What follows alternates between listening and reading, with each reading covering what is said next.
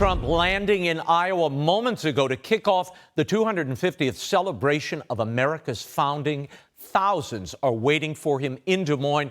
We will bring you his comments as soon as they happen in moments. Now, to that big, beautiful bill that just passed, immigration enforcement is about to be supercharged. A deportation machine that will be unleashed on steroids by this one big, ugly bill. I think he's been reading Mike Johnson's cheat sheet.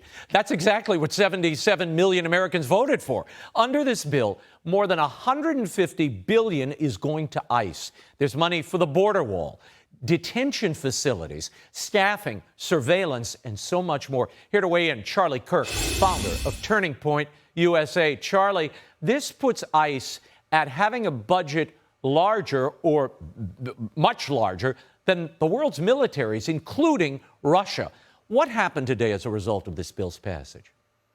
Well, about time, because we're about to embark on one of the most difficult public policy projects, which is to try and identify and find all the people that Joe Biden illegally let into this country. And as you said, Raymond, people voted for this. The American people overwhelmingly voted by popular vote majority and electoral vote majority that they want their country back, they want their communities secure, and they want to have a legal, orderly immigration process, not this mess and this chaos that we've seen the last couple of years. Charlie, the symbolism of what happened here. Yes, please. Yeah, Charlie, the Rolling Stone is, not the band, the magazine, is fear-mongering, saying ICE is kidnapping people and Trump's bill will supercharge them. It goes on to say, quote, these squads are snatching individuals off the streets and out of federal courthouses and wrestling them into vehicles to be spirited away in a spectacle that even a U.S. senator has likened to being kidnapped.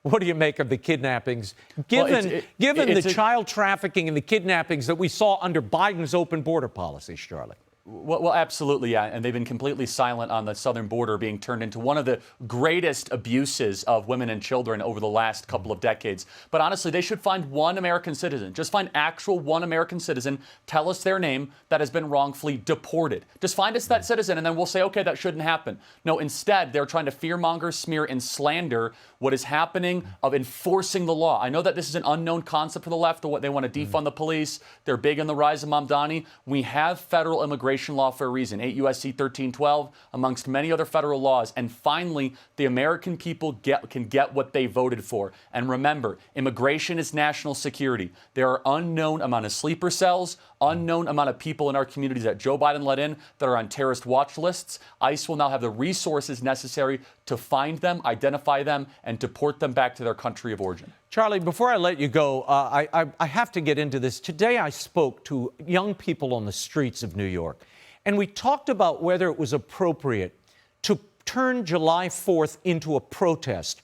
To a person, most of the young people, except for one young man I played earlier, they all said there's nothing to celebrate and protest is an appropriate way to commemorate July 4th. What is happening out there, and your thoughts on this impression, this idea that America is some horrible place not worthy of celebration?